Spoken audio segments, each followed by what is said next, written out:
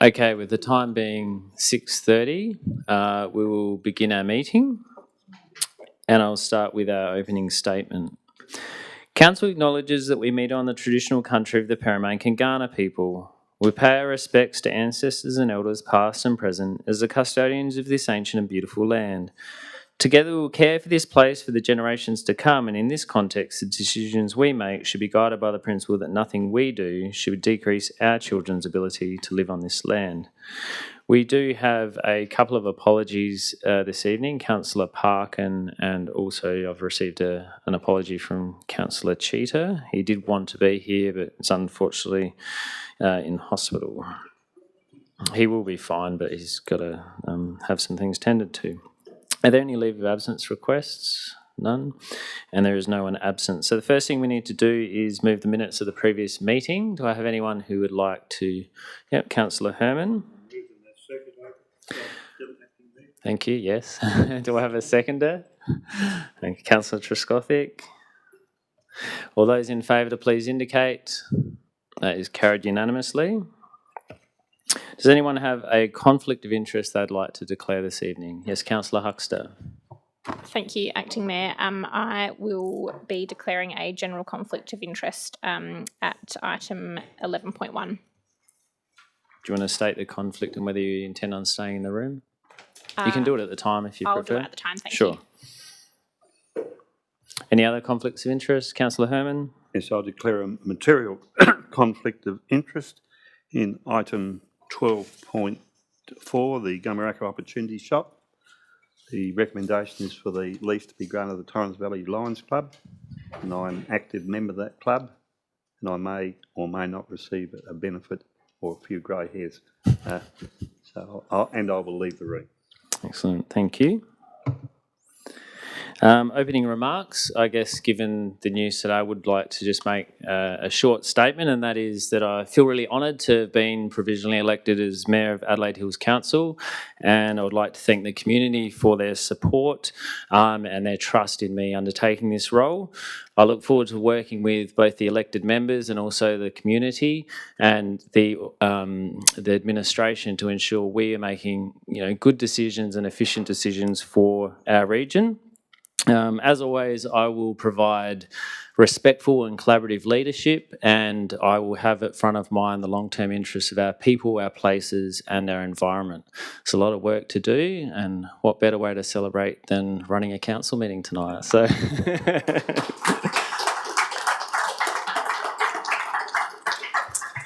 okay, we do have one question adjourned regarding the leave of absences. That'll come back to us in April. We have no questions lying on the table. We have no petitions. We have no deputations, but we do have a public forum. Can I just get I'm aware of some people that wish to speak, but could I just get an indication of how many individuals would like to speak tonight? So I've got 1, 2, 3, 4, 5. Okay, given that there are 5 members of the public who wish to speak, normally we have 10 minutes, which would allow 2 minutes per person. I would like to seek leave of the meeting to allow a total of 20 minutes, so that's up to 4 minutes. Generally, when we have more people who wish to speak, we provide a little bit more time so we can hear what they've come to talk to us about. Do I have leave of the meeting for that to occur? Okay, leave is granted. Mr. Bennett, if you'd like to come up first. So you've got a time of 4 minutes, including questions.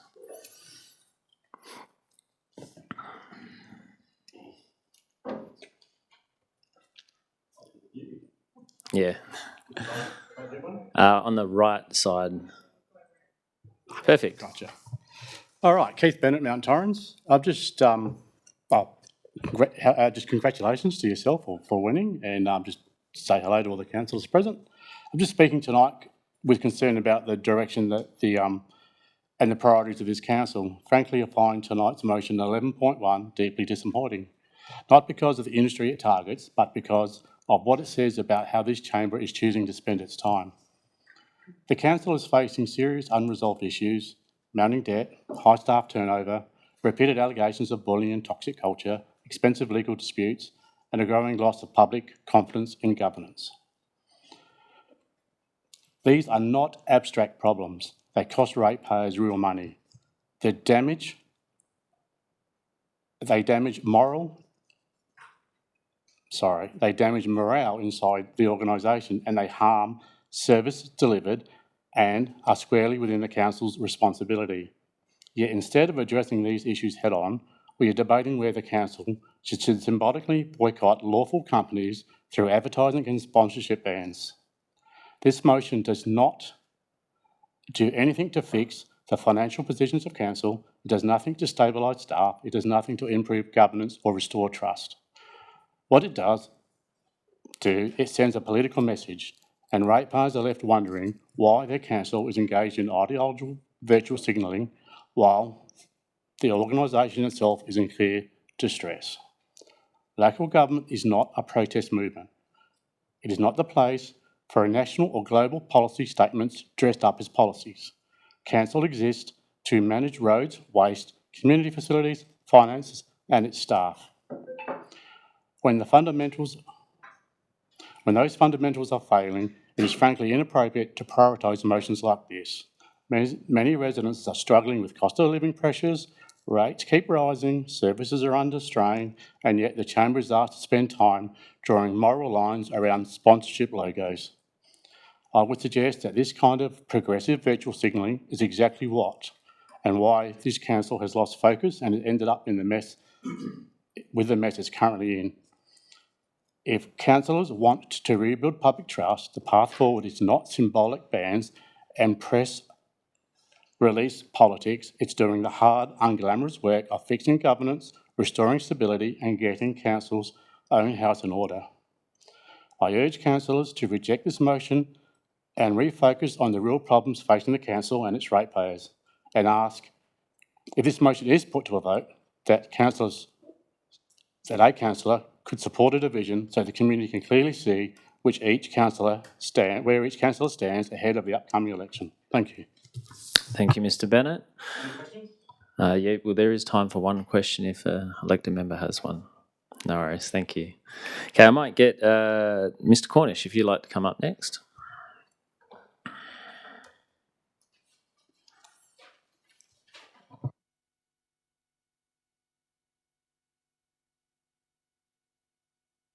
Just press on the right side. Yeah, perfect.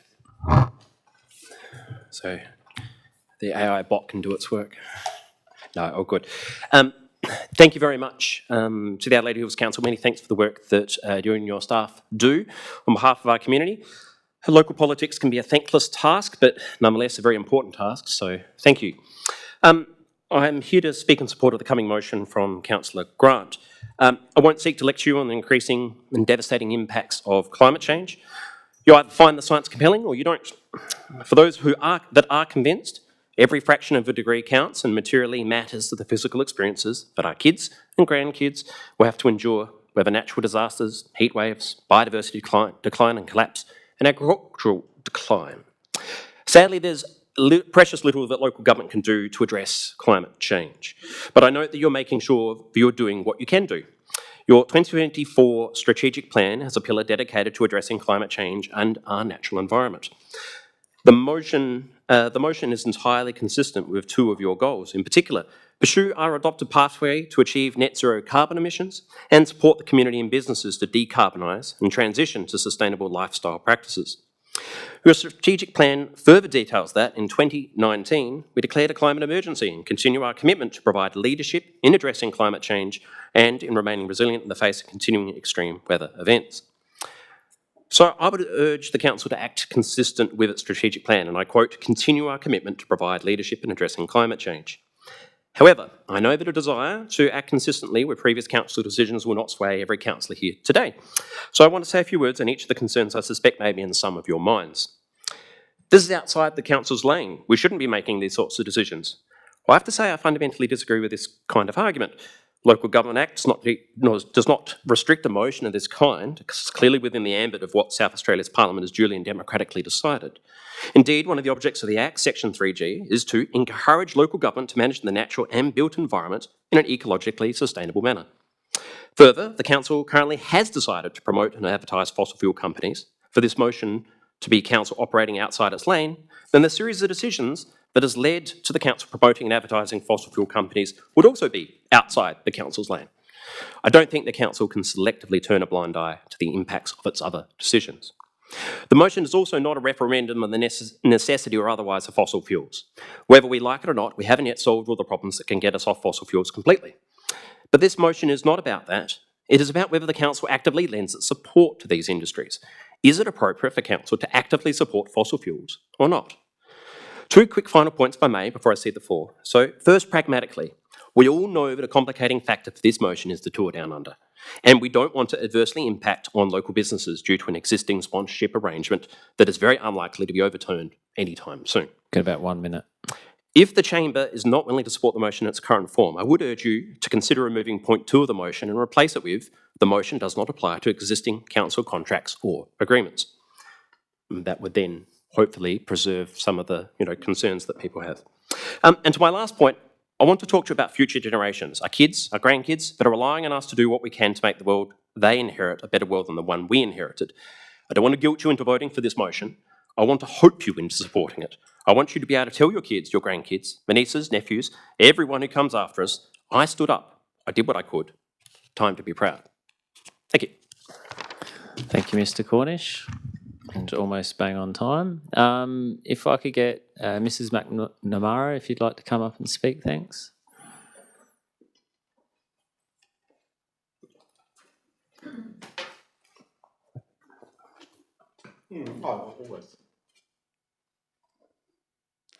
Hi everyone, thank you very much for the time and congratulations to, I can't say Mayor Daniel, but congratulations on that. Thank you. My name's Carmel McNamara and I'm a Bridgewater resident, have been living in the area for over 23 years and I'm here to support the motion by Councillor Grant. And I have a connection. I'm here, I guess, as a community member. I'm involved in a number of community activities, including chair of the Bridgewater Hall and also as part of the Bridgewater Aldgate Community Support Hub, which runs across Bridgewater and Aldgate. But I'm not here on behalf of those organisations or groups.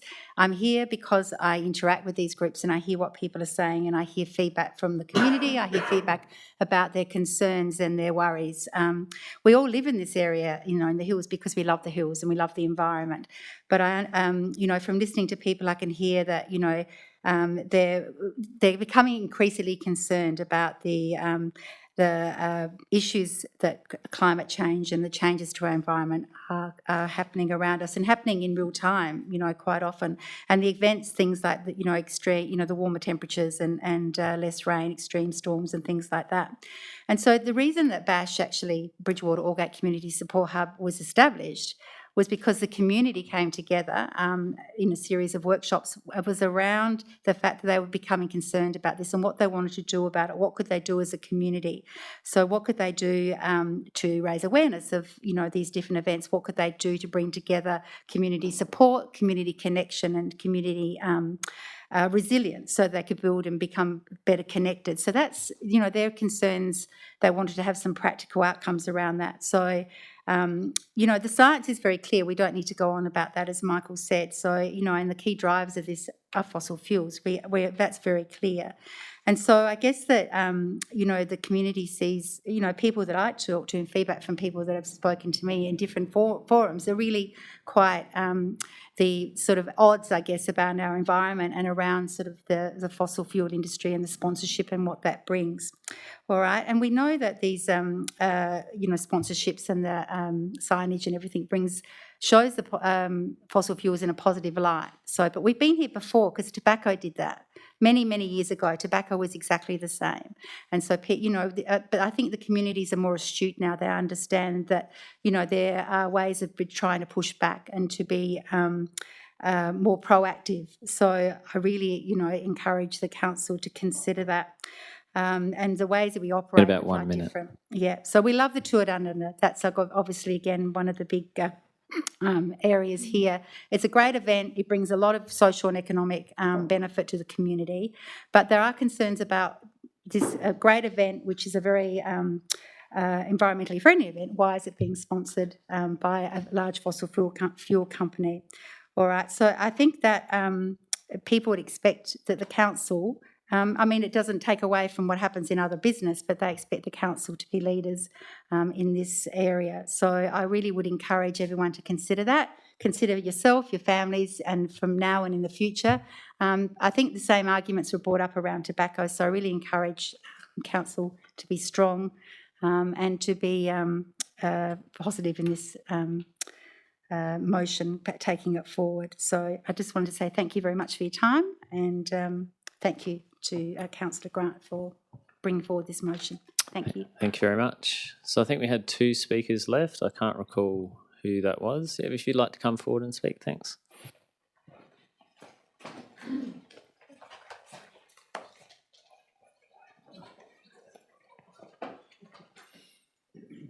So if you'd just like to let us know your name, township, and then what you'd like to speak about. Yeah, sure. So I'm Darcy McNamara. I'm actually Carmel's daughter, and our family lives in Bridgewater.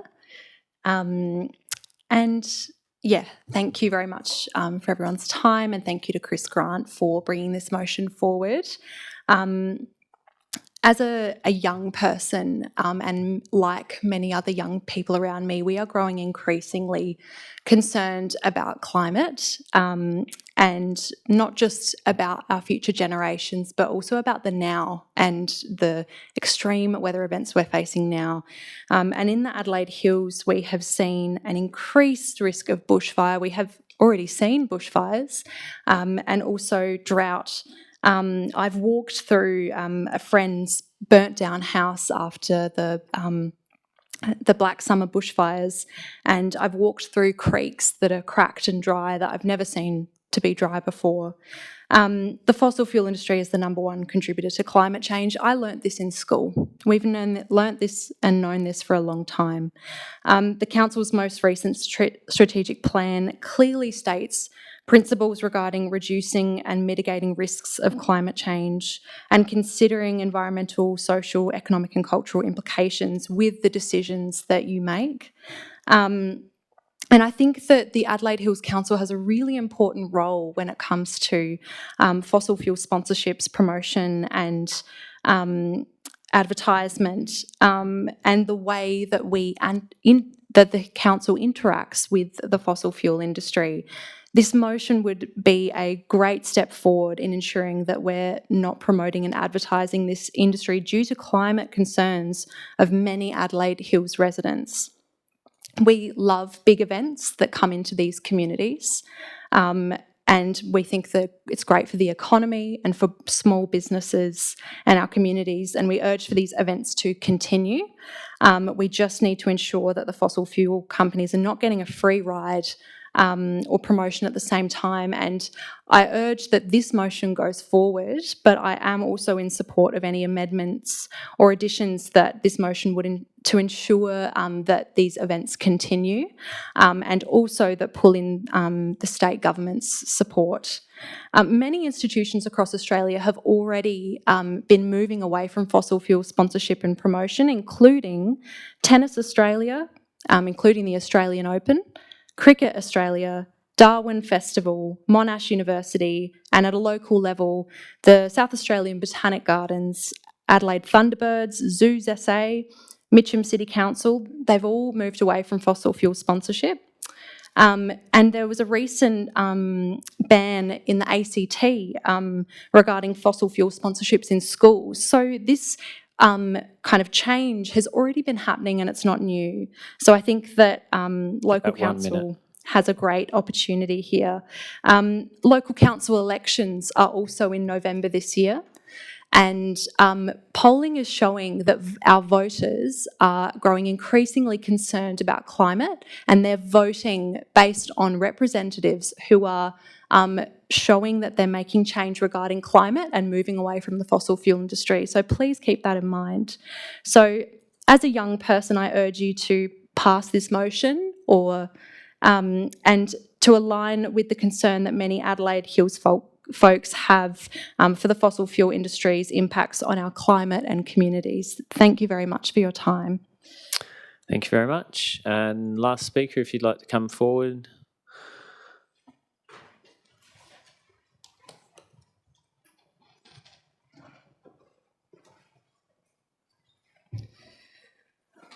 this good to go? Ready to go.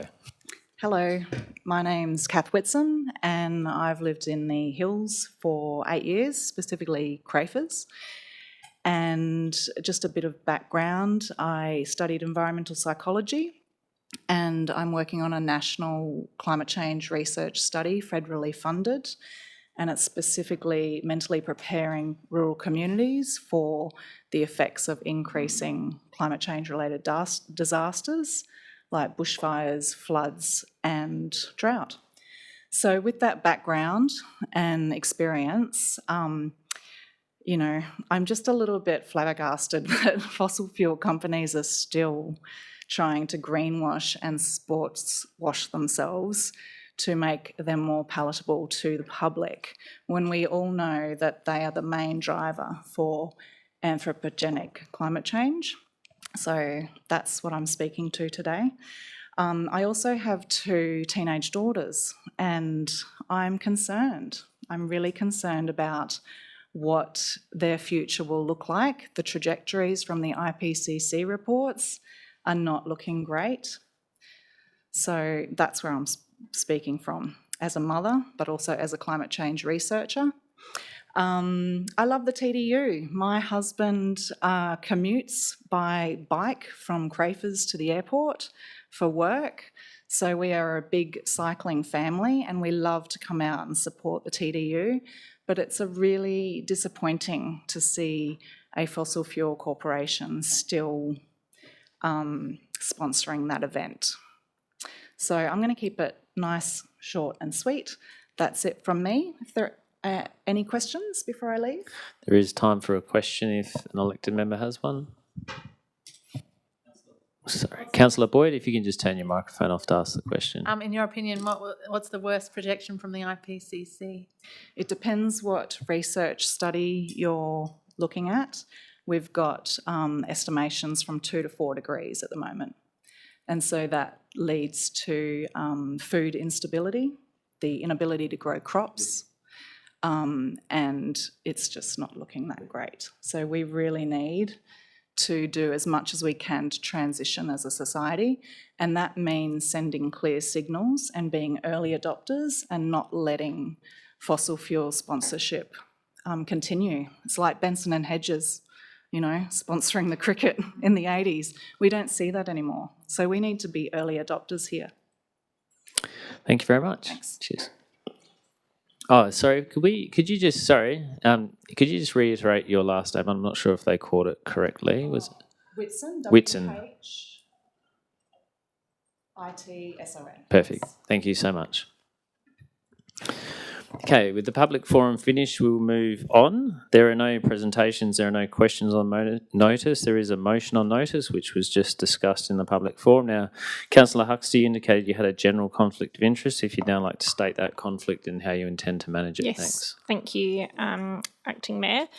I, as mentioned, will be declaring a general conflict of interest. I work for Australian Gas Infrastructure Group. And it could be perceived that I may benefit or suffer a loss depending on the outcome of this vote, so I will leave the meeting. Thank you very much. So I'll just wait for Councillor Huxter to leave.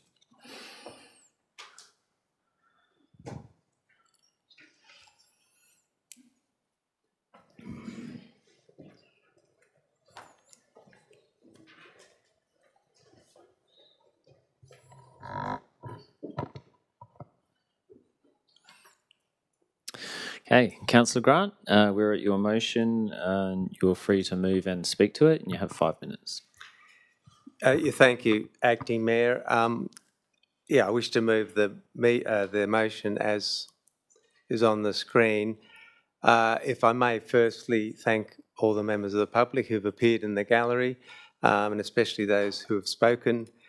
I dare say it's very surprising and gratifying to have people take such an interest, and I dare say they spoke far better than I'll be able to, but I'll attempt to take the chamber through my motion, what the significance is for this council and why it's phrased as it is.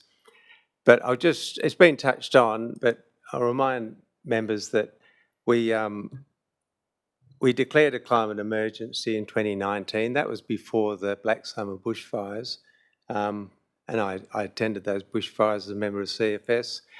A lot's happened since then. Just this summer, we've had hottest temperatures on record globally, the Victorian bushfires, the Deep Creek bushfire, which I attended with Councillor Cheetah, and I suspect that's part of the reason he's not here today.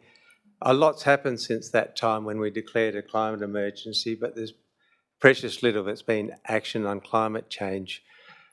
We've taken a number of measures acting on our strategic plan's objectives to provide leadership in addressing climate change. We've adopted 100% renewable electricity. We're migrating our fleet from fossil fuel driven to hybrid and electric. They're all important steps, but small steps. It's a climate emergency and we should treat it as such. And to my mind, we've been silent for too long, and being silent is being complicit. We wouldn't for a minute support tobacco advertising or poker machines for that matter, and we don't fund community groups that have poker machines. Why would we? They're ideological decisions and they're good ones and they're right ones. Fossil fuel sponsorship of events, and especially sports, is completely wrong, because what it's doing is sanitising the reputation of these companies that are driving climate harm. It's true, we need gas, but we don't need the vast quantities these industries are extracting and exporting. And they're not doing it in public interest, they're doing it for profit. And a small amount of what they produce would cover our needs while we transition to clean energies. These companies aren't being good corporate citizens. It's buying influence. It's a strategy to soften public opposition and weaken the regulations we need to cause the climate or the carbon transition.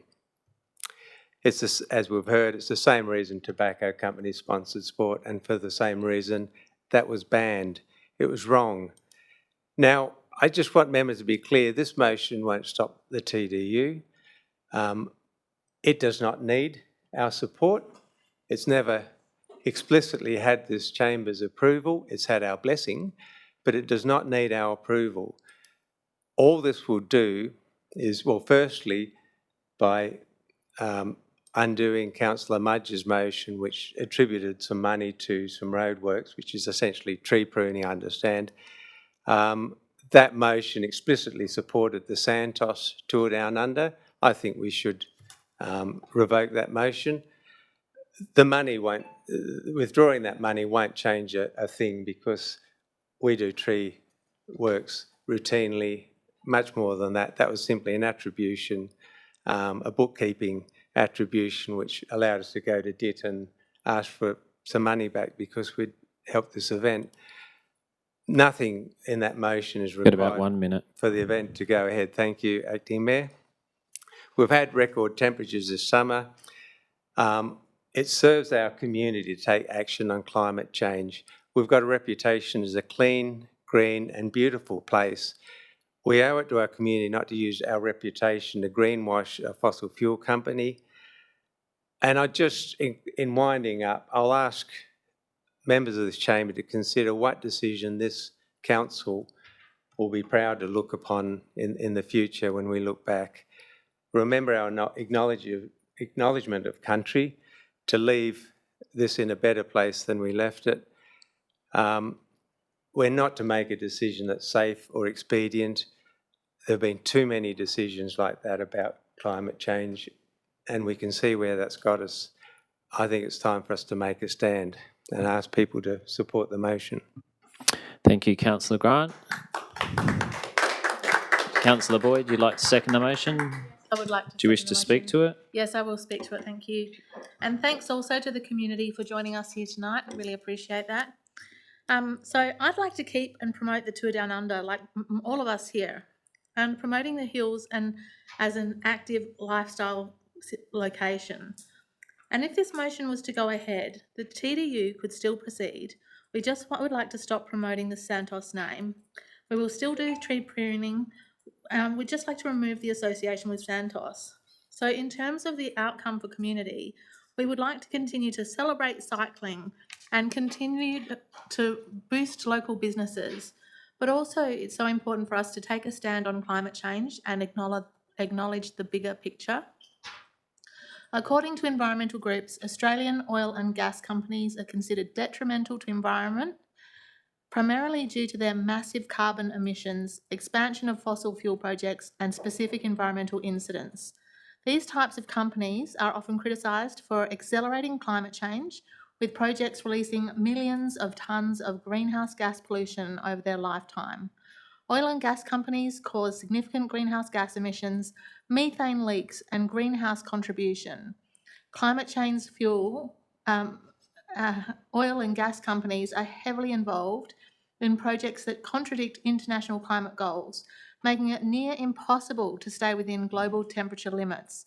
Their projects contribute to extreme weather events, including droughts, bushfires, and coral bleaching.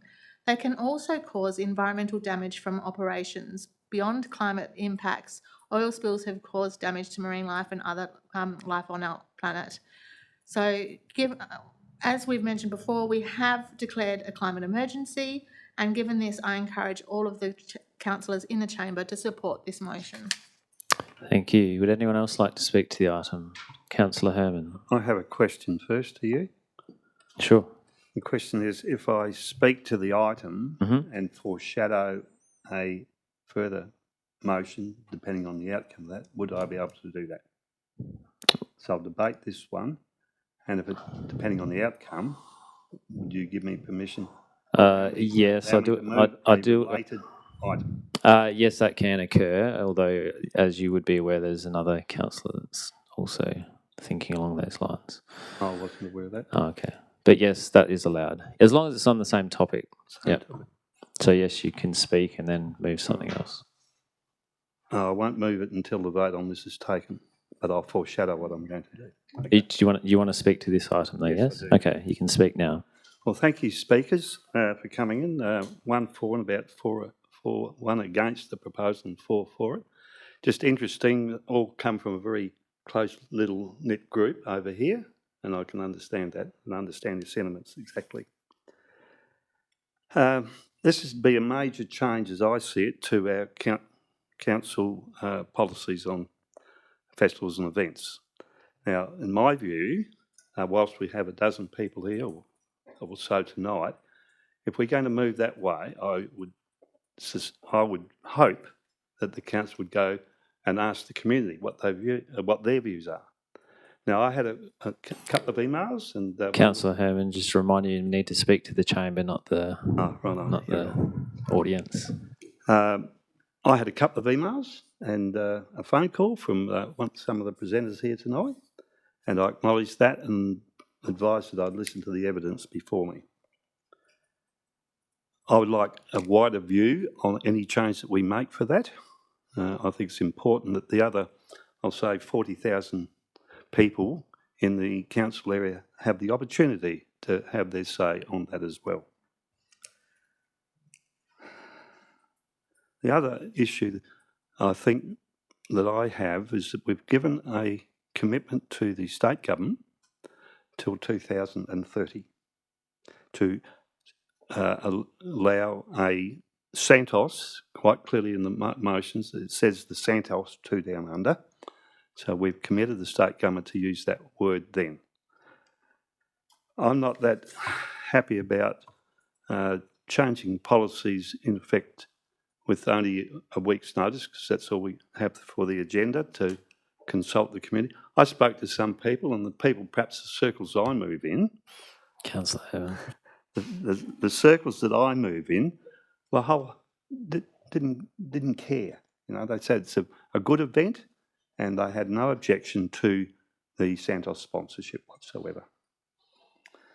So I will not be supporting the motion as it stands, but I would foreshadow a motion along the lines that the CEO considers the report attached to item 11.1, 10th of February 26, and I'll give you those words in a minute, in conjunction with the review of the festival and events policy due by September 2027. So a review would take then, there would be one more Santos TDU if this gets up.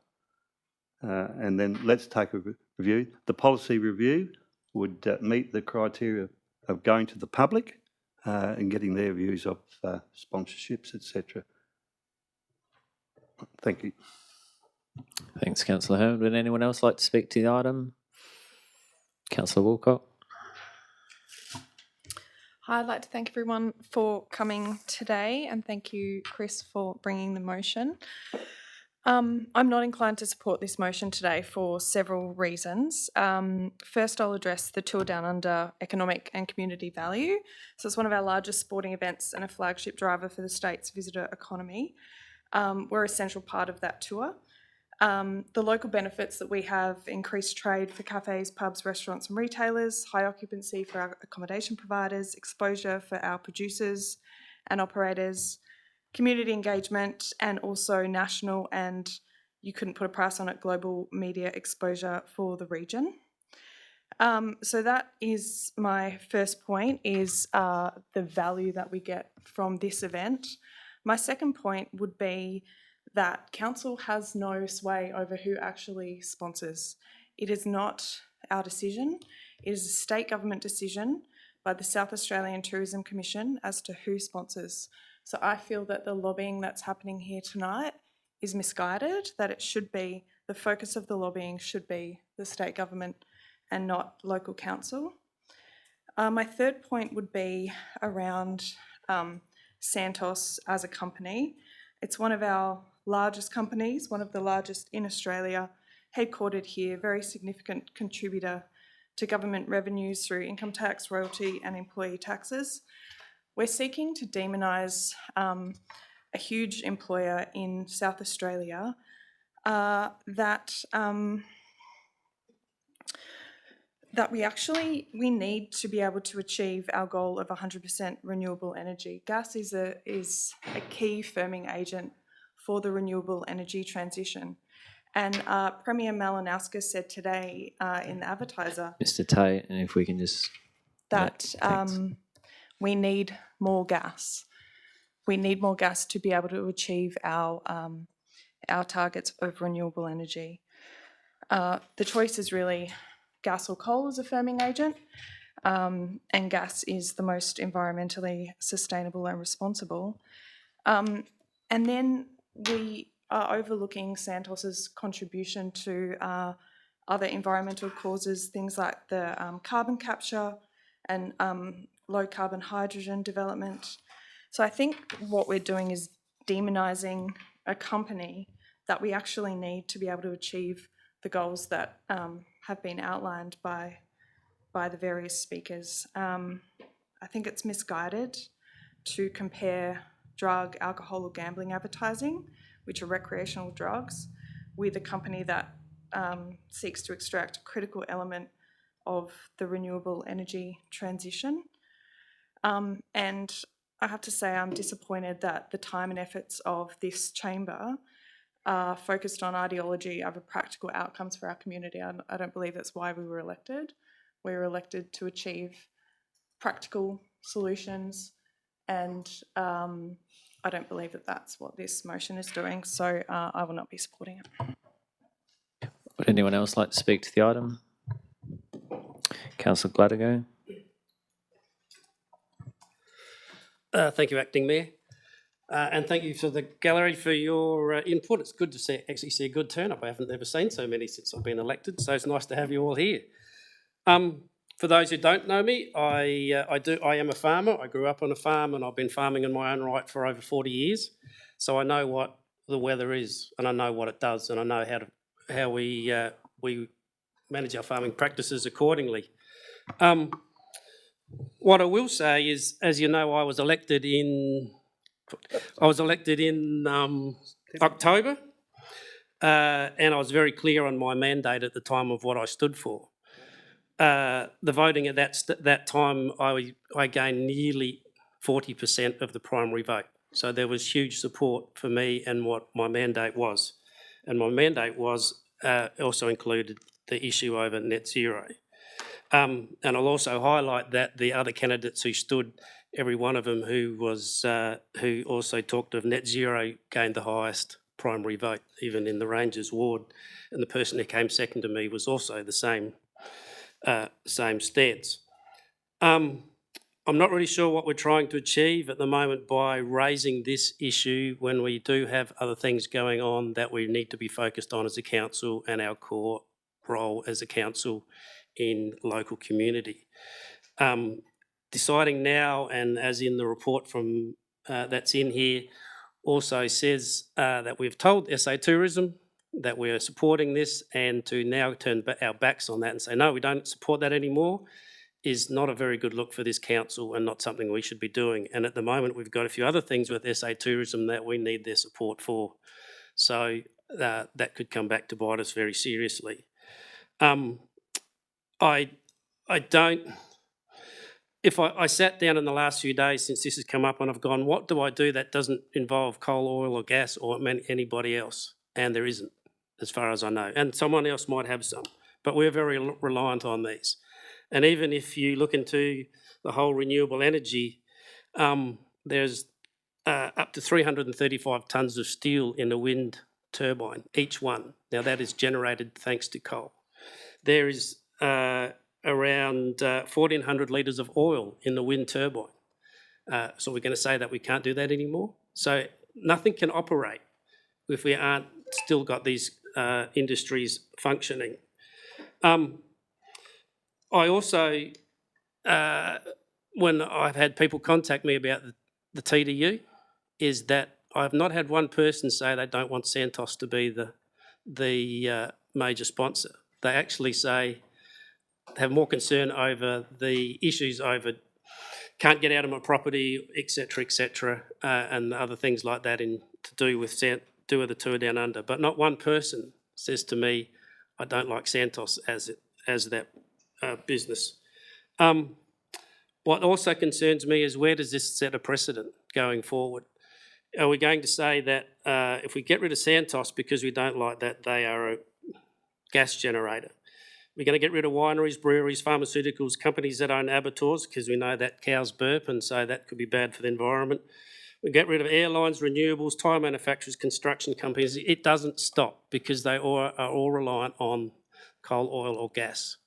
So, in closing, while, it's no secret that Australia is about 1% of the whole carbon emissions in the world. There are China, America, India are huge emitters.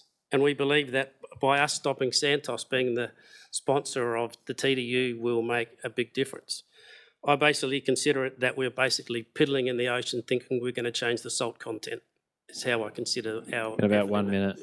So I won't be supporting this motion. Thank you. Thank you. Would anyone else like to speak to the item? Councillor Mudge and Councillor Trescott, I think. Thank you. Just trying to get the term right. Acting Mayor-elect. Provisionally elected Mayor. Congratulations. Look, I have battled with this motion, and in the form it's in at the moment, I can't support it, and that is because it puts in danger our participation in the Tour Down Under, and the things that really sort of struck me were what's written in the staff's response to this motion. Basically, it says this motion will likely have the effect of ending council's role in activating the start and finishes that occur within the council area. This may have significant economic impacts for local businesses and other stakeholders. This event has been routinely declared as a major event under the Major Events Act, and as such, this motion will not prevent the event utilising Adelaide Hills area to conduct elements of the race. It is a major event, so therefore the state government will just go ahead and hold the event anyway. And it's also as a result of Resolution 310/25, which this one rescinds. We've informed the Tour Down Under and the South Australian Tourism Commission that we intend to support the event until 2030. And as Councillor Herman said, if we can now turn around and basically say we're not supporting it, we're producing a lot of reputational damage for the council. I will say that motion 310/25 was the motion I moved. It was a motion I noticed that I moved. So it's, I guess, no surprise that I can't support it in this particular form. I have grappled with Santos and gas in particular as its major product. I am really sort of swayed a little bit by the argument that gas in particular, forget about oil and coal, which I think are definitely things we need to be phasing out very quickly, but gas in particular can be used as a firming for renewable energy and is quite important at the moment with respect to that. Some may say, well, you know, Santos is planning to have lots of gas wells into the future and things like that. But you know, they will need to recognise that they need to make commercial decisions, and if gas is eventually phased out as things like batteries and pumped hydro come online, then they will no longer have a business model. The other thing I wanted to comment about is the significant economic impact that having the Tour Down Under go through this area and start and finish in this area is. The last estimate that I saw was over $2 million of economic activity in our council district alone, and something like about $100 million to the whole state, contribution to the whole state's economy. And particularly the $2 million, if we pass this and we sever our ties with Tour Down Under, I'm sure that would decrease. I actually was at the finish stage of the Uradler leg of the Tour Down Under, and by all reports, it was incredibly successful. My understanding Get about 1 minute. that the Uradler Bakery had a line out the door. I also watched the Stirling stage, eight circuits of the Stirling area on TV, and it was a fantastic showcase of our area. It got international coverage, and I think that's immeasurable, the sort of coverage that it gets.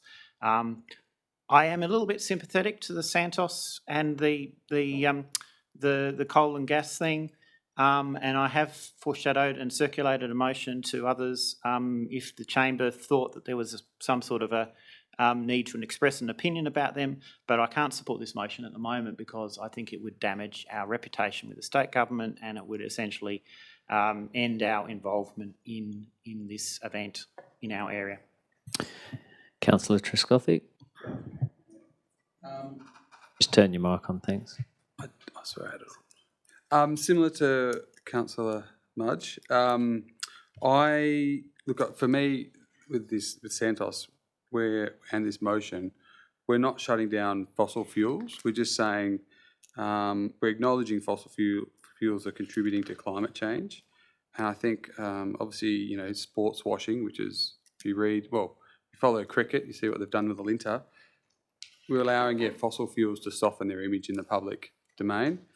I suppose, similar to Councillor Mudge, I struggle to support this though because understand the implications on TDU and how we will promote them, considering we've already got agreements. I'd need to understand more about the risks associated with that.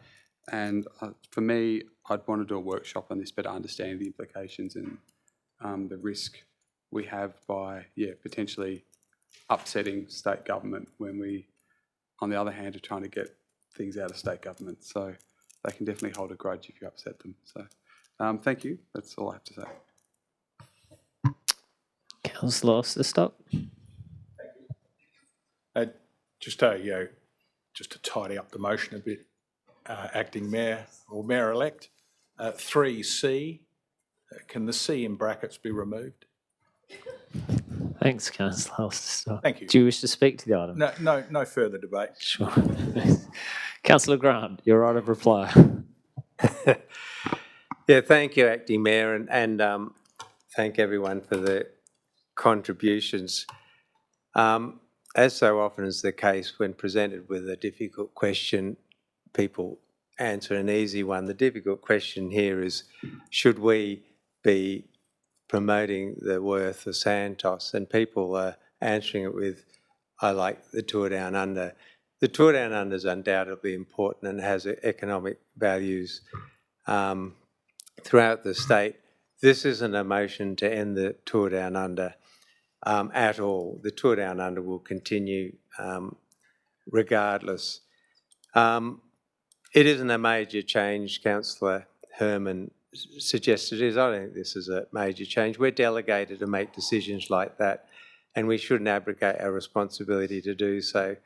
We haven't made any commitment to the state government.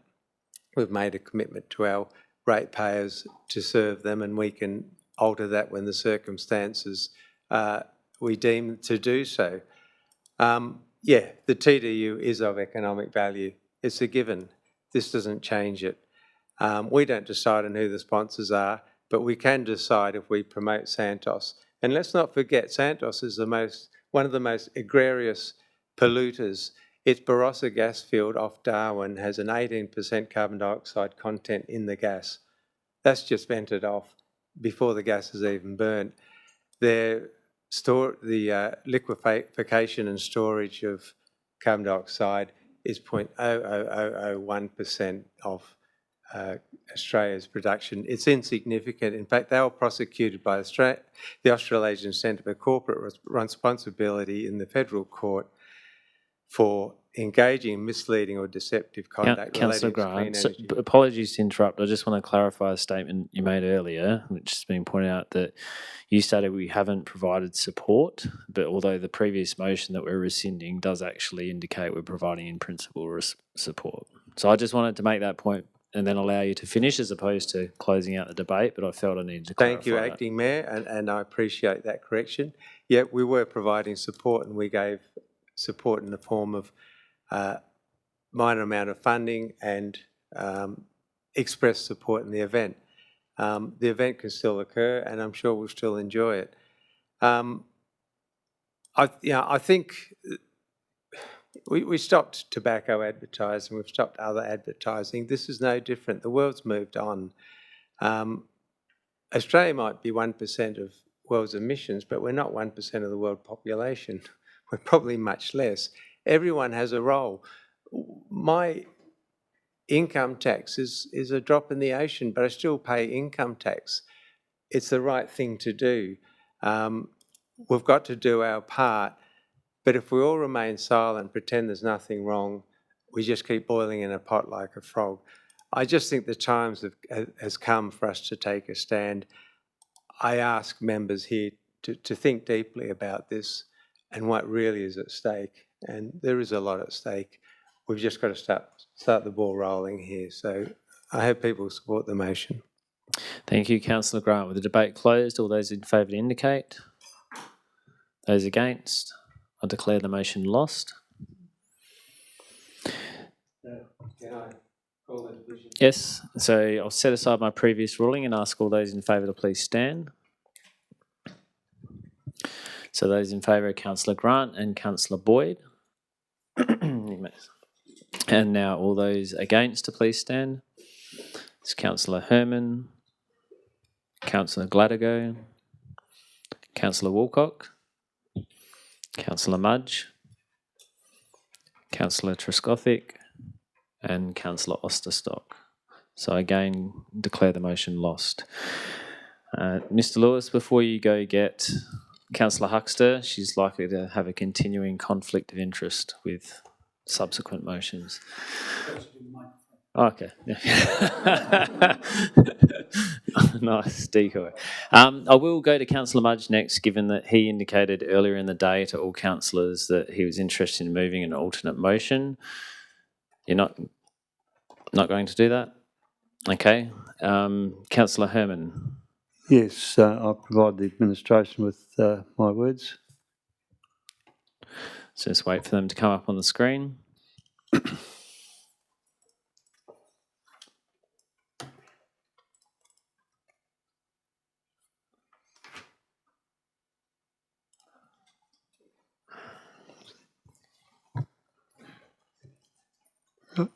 Can I speak to that now? Just let me review the wording first, thank. Yeah. Just a bit hard to read that with the lights.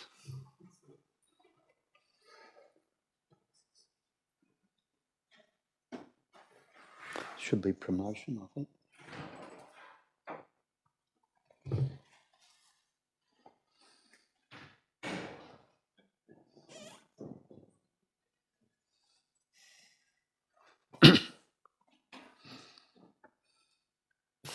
Okay, I'm happy for you to move and speak Yes, to the I'll item. move as up on the screen. As I indicated earlier, I think we have the policy review. There's one more TDU before then. It's next year, and the review will be undertaken in September, which could be in place for the following year.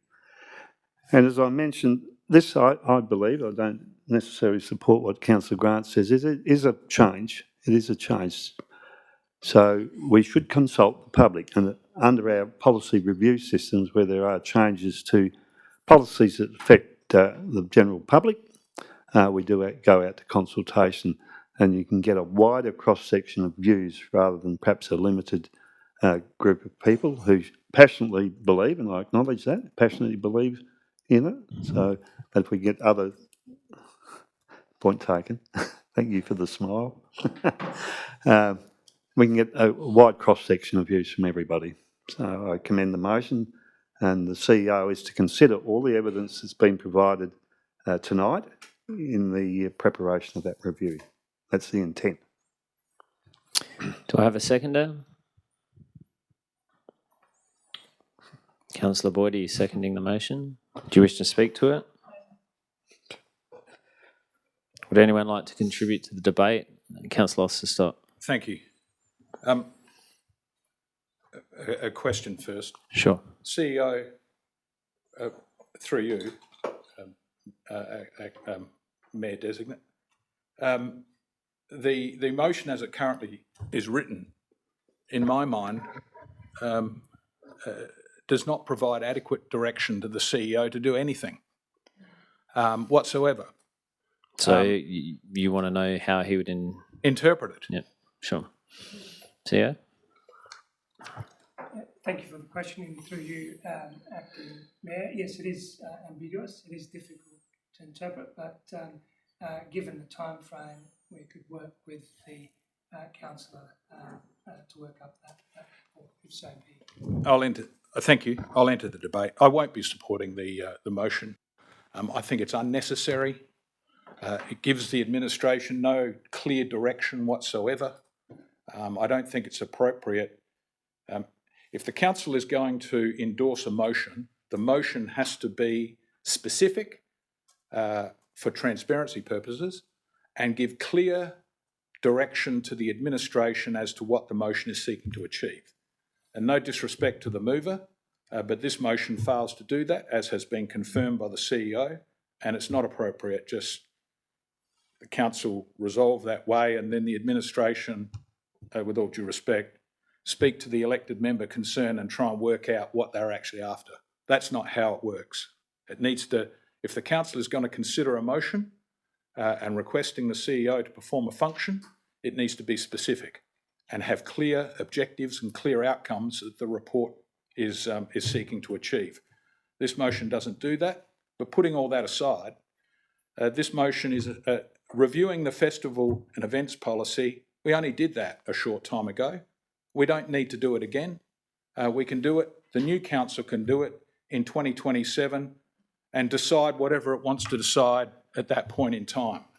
But for those reasons, I won't be supporting this motion in its current form. Thank you. Would anyone else like to speak?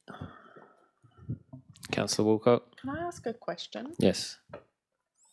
I don't understand the motion, how it's written, that the CEO considers the report But, attached yeah, so basically... advertising and promotion of oil and gas companies. Advertising and promotion of oil and gas companies, what does that actually So mean? basically what the intent of the motion is that the council consider what's within that report around the advertising and promotion of oil and gas companies, and I guess the merits in what's part of that report and the pros and cons associated with that, which people have debated tonight. The point about how that's considered is not clear. So it says considers, but that could be done in a variety of different ways. And is that direct, Yeah, and that, I mean, direct advertising by the council? so that's just the title of the report. So basically, when it goes from item 11.1, advertising, through to gas companies, that's just the title of the report. So the motion is saying, consider what's within that report. Okay. It's not clear. Okay, thank you. Anyone else like to speak? Yes, Councillor Grant. If you can just, thanks. Yeah, thank you. Just briefly, I agree with Councillor Osterstock. This is, as often when a motion is done on the fly, it gives insufficient guidance. I fully encourage Councillor Herman to apply himself, come up with a more precise motion and bring it back to the chamber in light of the fact there's no time imperative to do it tonight. And we'll have something that's neater and clearer, and this chamber will know what it's actually voting for. Any other speakers? Councillor Herman, right of reply? Yes, thank you. And it was done on the fly because what I was intending to achieve is just not can something. Let's have a way forward. And I believe that having the CEO consider all the evidence that is in that report, together with other evidence that he may gather, to produce a new or an amended or maybe the same festival and events policy. So I don't necessarily agree with Councillor Osterstock that there's no outcome. There will be an outcome of that festival and events policy. This is only one of the inputs that the CEO would consider is the report. So that's what it was intending to achieve. How he considers that, I don't think that needs to be part of the motion, but I'm sure he will gather other evidence, and I would imagine that the people in the gallery will be providing evidence to him, as will other people when it goes out to public consultation. I ask you to support the motion. Thank you. Debate's finished. Thanks. No. Okay, with debate closed, all those in favour please indicate. Those against, motion is lost. So no other motions in relation to this item. Councillor Grant. Yeah, my motion without notice, could that be addressed now? It would make sense for it to be addressed now because it's related to the same topic. Well, with the leave of yourself in the meeting, perhaps we could... If you want to bring it up on the screen, administration, and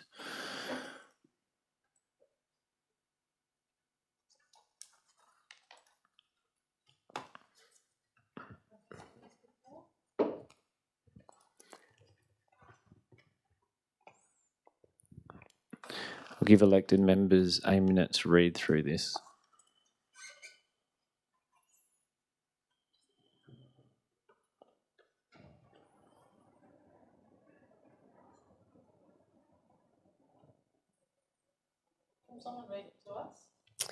I'm happy to read it.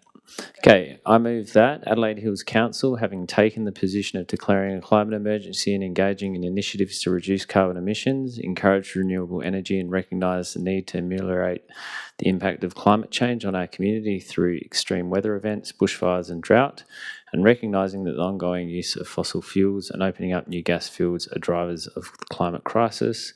Council writes to the Premier of South Australia and the SA Minister for Environment, Climate and Water as follows. Commending the state government for its continued support of the Tour Down Under as a major event that celebrates South Australia's regions, promotes active and healthy lifestyles and contributes to tourism and the local economy. Highlighting that climate science warns that January temperatures will continue rising and threaten the delivery of outdoor events such as the TDU unless urgent action is taken to reduce carbon pollution from the burning of coal, oil and gas.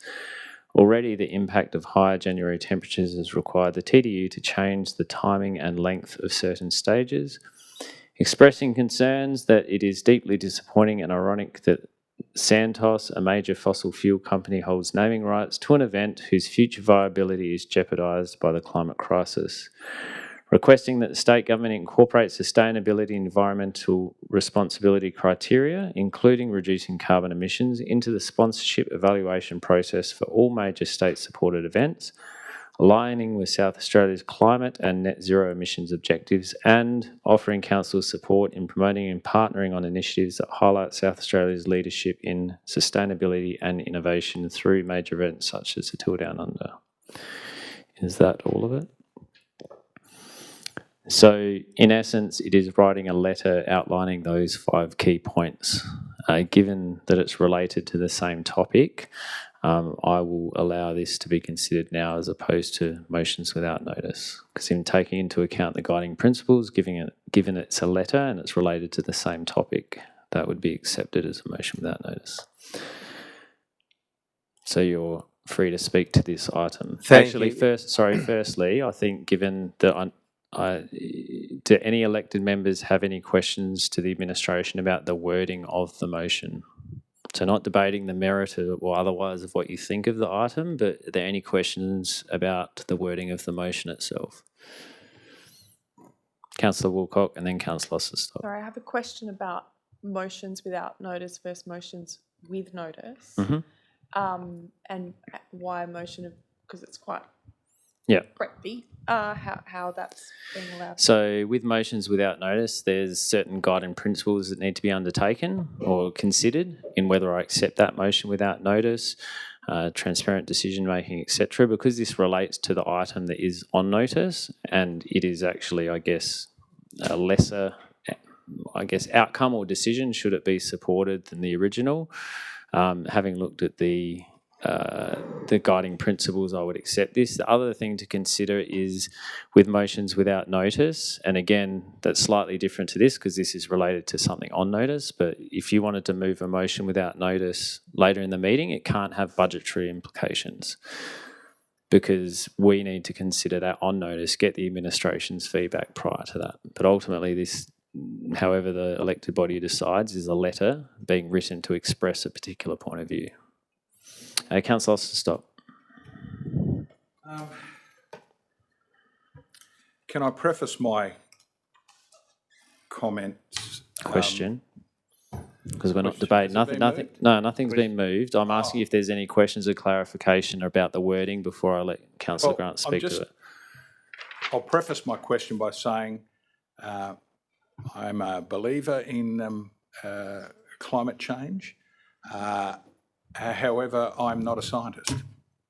And the opening paragraph makes certain statements. And I'm unsure whether, I don't have the evidence in front of me to substantiate many of those claims. Now, I'm told that climate change contributes to fossil fuels contribute to impacts on our climate, and it makes claims there about our extreme heat weather events that we've had in January. Now, I don't know whether that is true or not. I don't have any evidence in front of me. I don't know whether fossil fuels contribute to bushfires and drought. Well, I mean, I would make the point. Okay, I guess I would make the point that at this point, the council has declared a climate emergency, as you would recall, and as part of that, they did endorse the position of the IPCC, which does outline those particular types of points. But again, you can move an amendment, not support it. It'd just be nice to have that in black and white in front of me before making a decision. That's my question. Councillor Herman, and then I might talk to Dr. Gill. Well, my question is, and I'll just preface it with this is a 5-part motion. The question is, Yeah, the question is, I can't explain it as a question. The question is that should an officer's report be considered with those 5 items addressing all of those, whether they're correct, incorrect, or the implications of that. So the question is, should an officer's report normally accompany a motion with 5 parts in it? I hope you'd say yes. I mean, I guess it depends on what those 5 statements are making. Okay, you don't have to say yes. I'm just considering. So whilst I reread it and I consider it, I might go to Councillor Trescothick, who I think has a question as well. I'm hoping this is the right forum for my question, Acting Mayor. Obviously, with all the conversation tonight, and I suppose similar to Councillor Osterstock's position, is this, are we able to request a workshop on this so that we can actually work on it and make sure that we're getting our wording right and making sure it aligns with the council's position on declaring climate emergency, rather than just kind of whipping stuff up and kind of voting on the hop? That is something that the elected body could decide, but someone would need to, or you would need to move that way and have it endorsed. Just give me a second.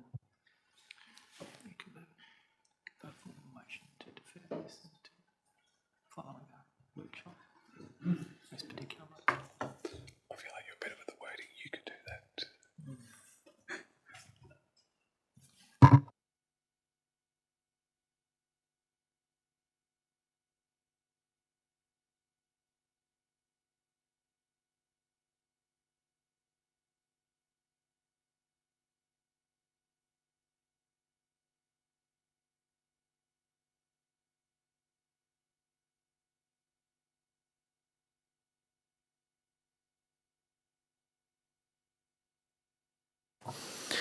Okay, so having had a chat to Dr. Gill regarding governance of it, again, I'll reiterate, taking into account the guiding principles, I can accept this motion without notice, given that the item that we're currently on, 11.1, does contemplate these very factors. But I guess I'll ask Councillor Grant whether he still wishes to move it, or having heard the questions, whether he'd choose to put it as a motion on notice or consider the thoughts he's heard. That's up to you. I'm happy to accept it, but it's up to you whether you would like to move it now or... Yeah, I'd like to move it now. Okay, thanks. You speak to your item? Yeah, thank you, Acting Mayor, and thank everyone for their questions. Look, I felt that this motion would probably address most of the concerns people here have expressed tonight. This is almost an identical motion to the one recently passed by Mitcham Council. It's simply a letter to the government expressing our unhappiness with the sponsor of this particular event. We can have a workshop, we can do other investigations, but I think coming out of tonight, if we could just have a unanimous vote to write to the state government saying climate change is a real issue, and why don't you please at least take this one step. I suspect there'd be any number of sponsors clamouring to be associated with the Tour Down Under. It's an extraordinary event. It doesn't have to be Santos. This is just a letter. There's lots of other things we can do, and I think we should just write the letter and get on with other business. So I ask for a seconder. Thanks, Councillor Grant. We'll have a seconder. Councillor Boyd, do you wish to speak to it? Reserve your right. Yeah. So I guess the only point I'll make is people who are wishing to speak to this now, if you could avoid reiterating the previous debate and I guess just focus on the merit that you feel or otherwise about sending the letter, because that's essentially what we've kind of made. Would anyone like to speak to the item? Councillor Mudge. Thank you, Acting Mayor. Yeah, look, I've had a look through this and thought about it, and I pretty much agree with most of the stuff that's in it. There's a few elements of it that I have difficulty with, and probably the one that really strikes me is where it says recognising that the ongoing use of fossil fuels and opening of new gas fields are drivers for the climate crisis. No issue with the fossil fuels component, but the opening up of new gas fields, I'm a little bit to be convinced about that one. Because as I said in my previous debate, there is an argument that gas can be used as a firming for renewable energy and can hasten our ability to achieve net zero. At this point in time, battery technology and pumped hydro technology is not mature enough, and so therefore we need some gas. So I won't reiterate all the arguments I had previously. So I have some issues with that in particular. And I'm not sure, the rest of it I'm pretty reasonable on, and I'm not sure how I'm going to vote on it at the moment. Councillor Herman. I will not be speaking on it, but I'm going to move a deferral of motion X, Y, Z. So an adjournment? An adjournment until after we've had a workshop on it. Am I allowed to speak So you'd to like that? to seek a formal motion to Motion adjourn to- the item until a workshop is... Until after workshop's Yep. been held.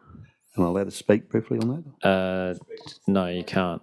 You provide you've Well, the provided your reason. The reason not for it. explaining your reason. The reason is for the workshop. That's it. That's how a formal motion works. It's not me. Right. That's the legislation. I just have to seek a seconder, put the motion, and I think people understand your reasoning. But it's so I'll just get the formal motion wording up, then I'll see if you have a seconder and put the motion.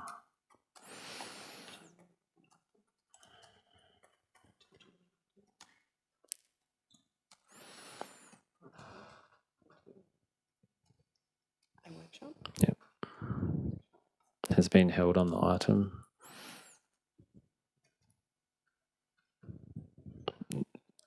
Do you wish to put a date by? By the administration, I'm not sure how full the workshop schedule is. Very full. I guess my question would be to the administration is, would you like to I'd provide like a date? to put a or date just, in. I'd like to put a date in. Yeah, but it's up to So, CEO. Thank you for the question through the acting mayor. The workshop agendas are quite full, but maybe if you could give us till May. Okay. No. Or Okay, so a date has been proposed by the end of June. You happy with that? Happy. Okay, so if we can just write that in. I'm not sure what the date of the second meeting is for that. No, we'll just say by June, a workshop by June.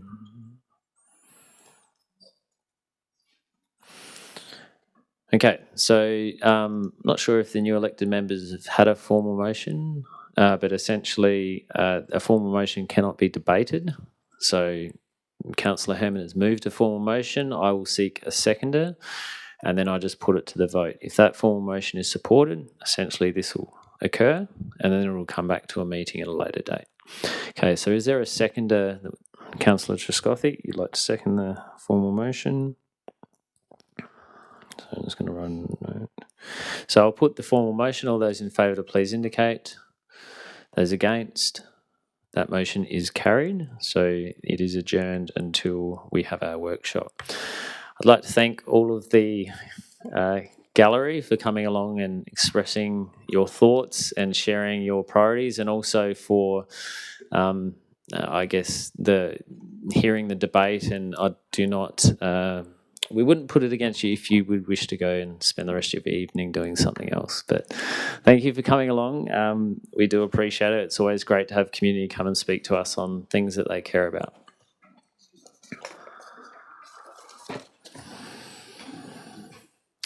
Okay, Mr. Lewis, you can now... Councillor Huxter will probably realise that the item's finished now that everyone's walking out the meeting.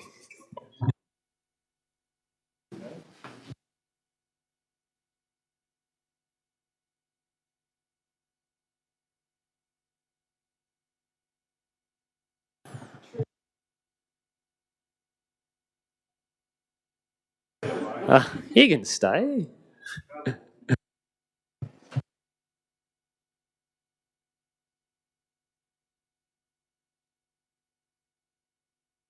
You got the delegations, they're fascinating. Councillor Herman loves them.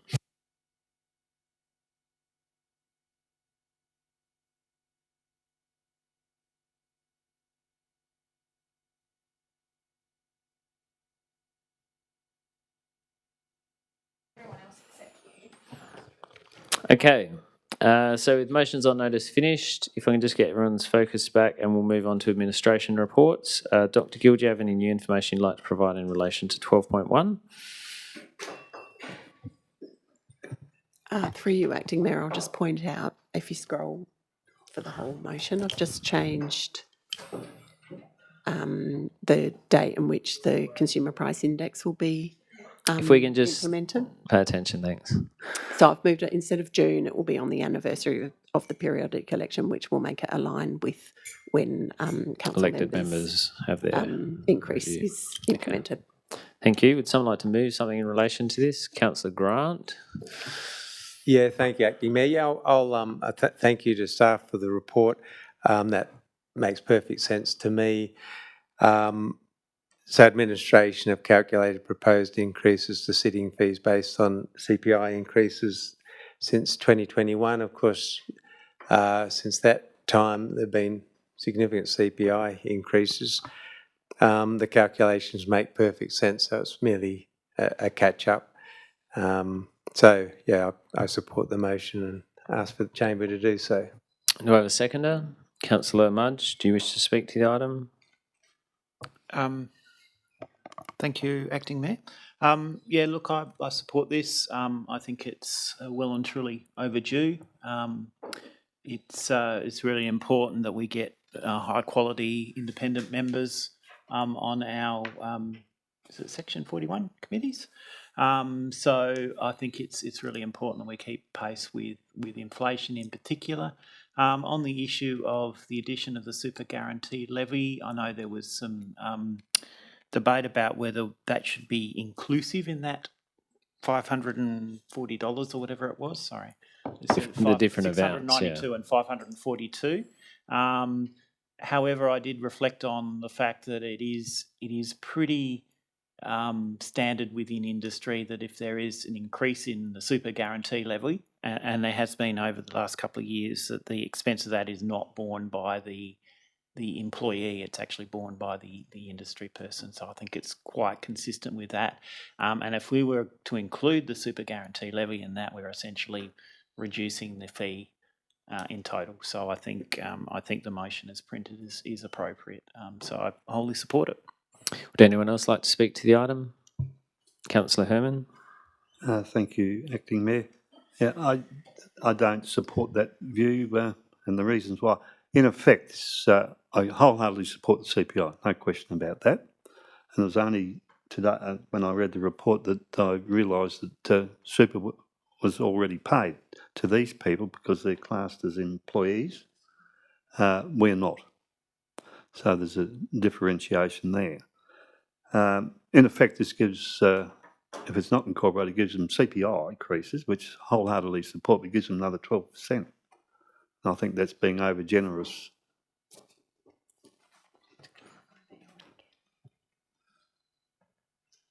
So just clarifying, they already get that. It's just you're looking to incorporate it into the value. Yes, I was. But, okay, would anyone else like to speak to the item? If you can just turn your microphone off, thanks. Otherwise, Councillor Grant, do you need a right of reply? Okay, with the debate closed, all those in favour to please indicate. Those against, motion is carried.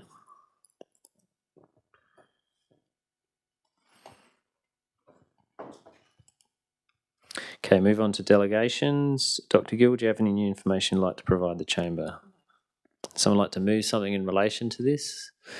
Councillor Osterstock, what would you like to move? As printed. Do you wish to speak to the item? Do I have a seconder? Councillor Mudge, do you wish to speak to the item? Thank you, Acting Mayor. Just a very brief comment on one of the delegations was in relation to the I think it was a disability support and inclusion plan, and there was a delegation there to the CEO to, which I had a little bit of issue with because to update the plan basically to conform with the state government's plans and I think legislation. I have I guess a principle, well, I think we should have a guiding principle in this chamber that if there's any policies or plans that they should come back to the chamber before they're approved. However, looking at the wording of that particular one, it's to bring it into line with legislation and state government plans. So I don't have a particular issue with that aspect of it. So I support the motion. Would anyone else like to speak to the item? Okay, no need for a right of reply, Councillor Osterstock. With the debate closed, all those in favour please indicate. That is carried unanimously. Move on to item 12.3, Community Land Management Plan Amendment for Federation Park. Given Ms Ballantyne is not here, does the administration have anything they'd like to add?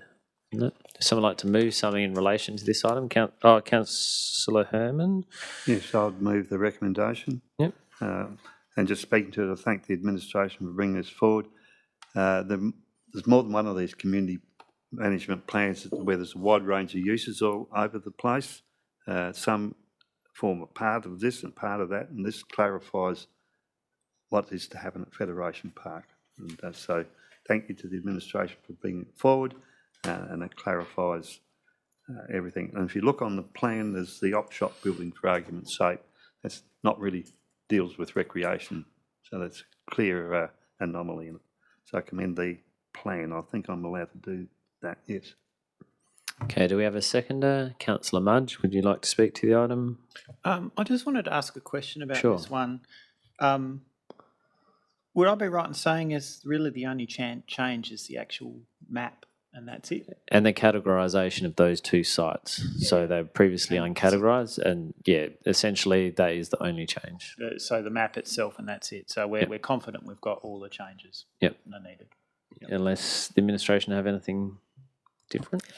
Through Acting Mayor, my understanding is Ms Ballantyne is intending to do a more strategic review of the plan. So there might be further changes, but for now, these are the only minor amendments. Are you happy to second it, or? Yeah, I'm happy to second. Would anyone else like to speak to the item? Yeah, Councillor Gallagher. Yeah, just a question. For my own benefit. In the map where it shows all the pretty colours, there's the one where it says excluded from community land, page 188, which looks like is that the library, RSL, and the back of the hall? Is that what it is? Sorry, could you just repeat that? I was just getting the map up. Which, do you mean the excluded from? Yes, It yeah, says I'd say excluded that's from correct. community land is the one building in there which looks like the library, Yeah. RSL. Yeah. Um, And the community centre. Right. So just tell me, all I'm asking is what makes it community land as such? So the fact that the RSL uses a building at the back, it's not community land? Through you, I think we'd have to take that on notice, as neither Ms Gill and I are experts in the community land management plan. And that has been considered, in the preparation of this, what has been revoked and what's included. Thanks. All right. Dr Gill? It's also just probably noting we haven't made any change to that. So that's all we're proposing the change to is the two light yellow.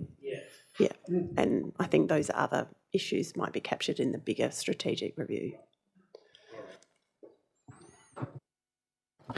Would anyone else like to speak?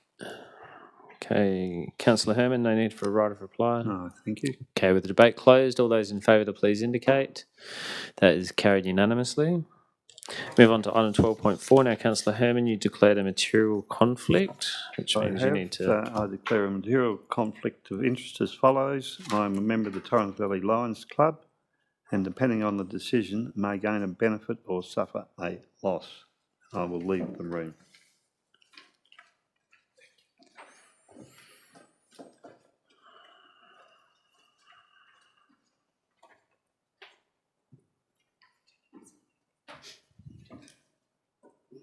Oh, she just turned his mic off. Okay, Ms Charlton, do you have any new information you'd like to provide? Would someone like to move something in relation to this?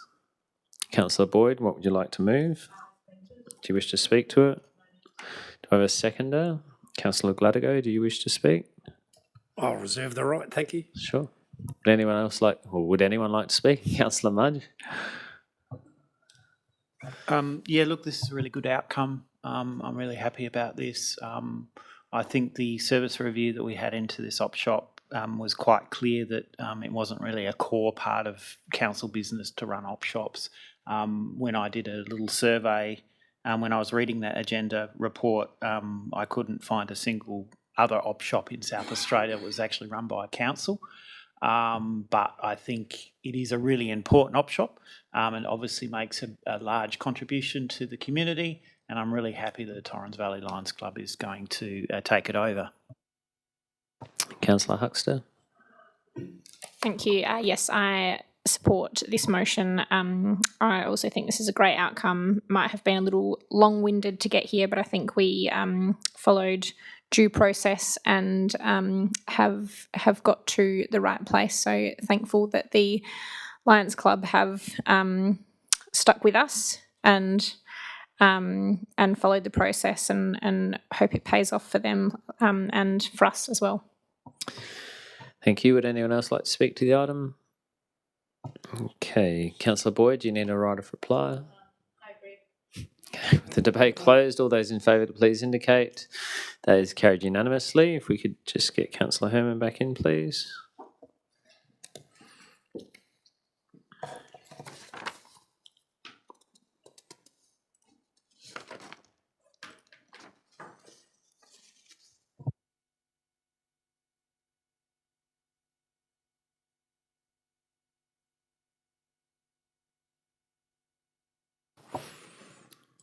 Okay, moving on to item 12.5, the library's funding campaign. Now, Ms Charlton, do you have any new information you'd like to provide? Someone like to move something? Councillor Grant, do you wish to speak to the item? Yeah, briefly, thank you, Acting Mayor. Thank you for the report. Yeah, I fully support the motion as on the screen. Yeah, it seems, I mean, it's certainly appropriate for the Local Government Association to lobby on our behalf. I do find it extraordinary that we're locked into a funding arrangement without indexation from 2022, which is a relentless, basically cost shifting from state government to us for libraries. I'm still astonished that in this state, libraries, which really are state responsibility, aren't properly funded by the state government. So it's quite a sleight of hand to have local government carrying the burden and this slow cost shift. So I hope we can get a better deal negotiated with proper indexation, because the demand for library services increases, and good, and we should keep up with that because it's inherently worthwhile. So I can commend the motion. Thanks, Councillor Grant. Do I have a seconder? Councillor Councillor Trescothick, we'll go with you. Do you wish to speak to the item? Did anyone else like to speak to the debate? Councillor Herman. Yes, we can thank previous Treasurer Kevin Foley for the plight that libraries find themselves in, because when he was Treasurer back a long time ago, he virtually decimated the funding arrangements, which Jim Crawford, as Chairman of the Libraries Board, negotiated with the government, which is going to be a 50-50 to run a library. And that's been decimated by a number of governments as we go on, and it is reducing. So the major cost now falls on local government. And I did ask for some figures from the administration. Just with the materials grant for books, etc., if we go back a few years, you got $154,000 and you spend it on materials. So now we get $154,000. But there's a digital levy levied by the state government, and that takes out $54,000, so they keep that. There's another $8,000 for sortation and cataloguing levies. They take that and leaves the council $92,000. So it's the state government is really pushing the envelope with local government. So if we can get at least the indexation back, it would be very good if they could backdated as well, but that's probably not likely. But so I commend the motion. It's really something in the right direction, but I won't hold my breath. Would anyone else like to speak? Okay, Councillor Grant, would you like a right of reply? Yeah, just quickly, Councillor Herman may be incorrect in saying the funding was decimated. Strictly speaking, that means 10%, and it's much more than that. Okay, with the debate closed, all those in favour to please indicate. That is carried unanimously. We'll move on to item 12.6, the road exchange. Does the administration have any additional information you'd like to provide? Okay, would someone like to move something in relation to this? Councillor Osterstock. Do I have a seconder? Councillor Grant, do you wish to speak at all? Does anyone like to debate the item? Okay, then I'll just put the vote. All those in favour to please indicate. That is carried unanimously. So that is our decisions items done. There are no information items. We do have some correspondence for noting. So the first one being the letter from the Minister of Local Government. Someone like to move to receive and note that. Councillor Mudge. Yeah, can I just make some comments on this and perhaps even ask a question? Sorry, my Adobe Acrobat's not performing very well. That's so it's page missing 244. My highlighting. The question before I pounce into the debate is, it says in the letter there's a clear penalty for misleading electors on how they should complete their vote. Do we know exactly what the substance of that particular measure is? I don't know off the top of it. No, You don't? take it on Okay. notice. That's all right. The comment I wanted to make is I really like the sentiment of this letter in the sense of particularly looking at trying to battle misinformation and disinformation in our elections. And I note there is a comment, we are in an environment that is undeniably difficult across South Australia, the rest of the nation and the world, where democracy feels tenuous. We see disinformation and misinformation prevailing at times over truth and science.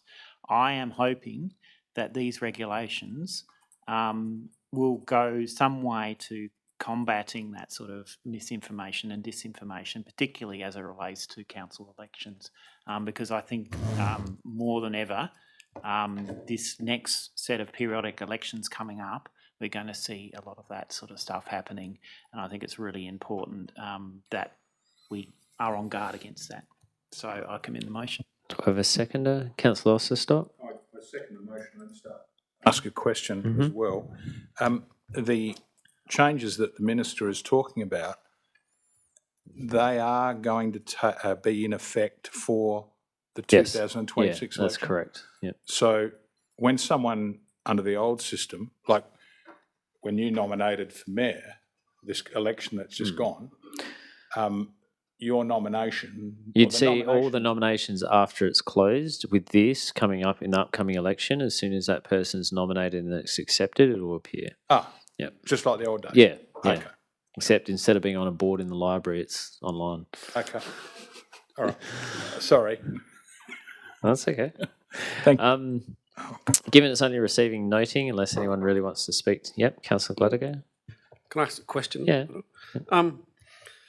An issue that I hear a few times is the issue of people who live in one council area but have land in another council area and they don't get voting papers or don't get the ability to vote, because this usually goes on where you live, not the fact you have land in other councils. Yeah, I think I know, but How can that be addressed? Yeah, so if you have property in another council and you wish to vote, but it's not where you primarily reside, you must apply. So you can actually apply to be able to vote in that council, but it's not an automated process. Whereas I think you'd have to go through EXA. Oh, through council, sorry. Yep. Yeah, it's through council, and it actually it's a supplementary role that you get added to. The supplementary role gets wiped in the January before the election that year, and so at the moment it's been wiped. and we're just waiting for an update because the eligibility has changed in these recent changes, and we're waiting for an update to fully understand what those changes are, and then we'll go out to the electorate with the rates to notify people that they need to reapply to be on the supplementary roll. So as in the people who Already were. who have that issue, they'll get that in their rates notice that they have to, or that it's just a general one to everybody? We'll go to everyone, we think, Right, at this stage. Okay, so once that goes out and whatever. Okay, all right, thank you. Okay, any other questions? I'll put receiving and noting the correspondence then. All those in favour to indicate. It is carried unanimously. So our second correspondence is Southern Hills LGA federal budget submission. So I'd like to move to receive and note that correspondence. Councillor Herman? Yeah, can I speak? Yes. Yeah, I've read the projects they put forward. There's a long-standing issue up in the hills with the treatment of common effluent. And primarily I'm talking about Houghton, Parracombe, Summertown, Radler. Yeah, they don't, all their waste goes in the watershed. It's treated in a trench or something. I think it's about time that someone, either the region, started to push that issue about effluent disposal in the hills. It's not there. So how does one do that? We can raise it at the next meeting, or when the next, I guess, submission comes up, whether that's to state or federal government, depending on where it's most warranted, raising that as a priority. There may be other issues. I'm just talking for the Adelaide Hills Council. There might be. There's often themes, and I'm sure, like I know in Mount Barker, that's one of the things they are dealing with at the moment. So, $60 million. yeah, no, I think it's a fair point, and we'll raise it when it's pertinent to do so. Are you happy to receive move? Yep. Do I have a seconder? Councillor Huxter. All those in favour to please indicate. That is carried unanimously. And the last one is the grant funding outcome, which is good news for the Regional Waste Management Authority. So I'd like to move to receive and note that. Councillor Grant. Do I have a seconder? Councillor Gladigo. All those in favour to please indicate. That's carried unanimously. Do we have any questions without notice? No questions without notice. Do we have any motions without notice? No motions without notice. So we'll go to reports. I guess specifically looking at the external organisations, Councillor Herman, do you have anything to report back regarding? Yeah, just briefly, the Audit and Risk Committee, the GFRA, met last Monday. We went through the draft budget, and just let you be aware, there's $100,000 extra being included in this, the Gawler Rivers budget, and the reason for that is a one-off, that every 20 years, according to the Australian National Dams Authority policy, that dams must have a complete check every 20 years. Would you believe 2006 is, and Bruce Eastic Dam is 20 years old, so we have to do that. But that cost of the 100,000 is a portion across the council. Is that apportioned based on which aspect, operating or capital? Because that makes a big difference. I think it's operating, so you get so it'd be 16%. 16% of it. Okay. You still. Oh, yeah. So Okay. that'll come through in a formal manner, and it's got to go to the board and then council. So another 16K. Okay, CEO. Thank you, and through you, Acting Mayor, just a little bit of a verbal update. Collaboration projects, we've been working with Mount Barker on the Verdun interchange and seeing if we can make it more relevant for both councils. In particular, there's been a lot of discussions around park and ride, connections into Harndorf, and also wayfinding for significant spots within our area as well. The other collaboration project has been with Mount Lofty Gardens around their Autumn Colour Festival, so provide more information around that and how council can play a role with that one. The other one is Amy Gillett, and you might be aware that we've made some significant inroads around working with the Barossa on putting in a formal submission with state government, and that's under serious consideration. And that's all I'd like to report on today. Any questions for the CEO? Okay, we'll move on. We have one report of the committees, and that's from the COPRP on the 28th of January. So I'd like to move to receive and note those minutes. Councillor Grant, you're happy to move. Do I have a seconder? Councillor Gladigo. All those in favour to please indicate. That is carried unanimously. We have no confidential items. Our next meeting is on Tuesday the 24th, and declare the meeting closed at 8:15.